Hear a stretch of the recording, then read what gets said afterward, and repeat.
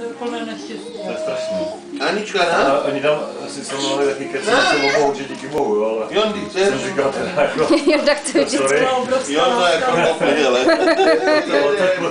Ne, prej ne. to je strašný, Ivetko, jako oni dva to nemají šanci zvládnout. Jonášku, prosím tě, jako ty seš normálně somrák první kategorie. Proč si takhle kroutíš? Tak jdem přesně do tady, jestli chceš. Nebo dej tam nějakou hračku, víš, ať se to zabaví. Jak je to Marcel jebl. Nebo my jsme to měli v tom, ty dárky pro Jonaše, ona to viděla doma, asi 2, 3krát, víš, pak v autě. A tady jako, tak se to znala. Jony, ty. Aha. Řekni, já pořád a stále stojím. Mi to je jedno. Teď dojet Máš svoji takovou kaši. řekni.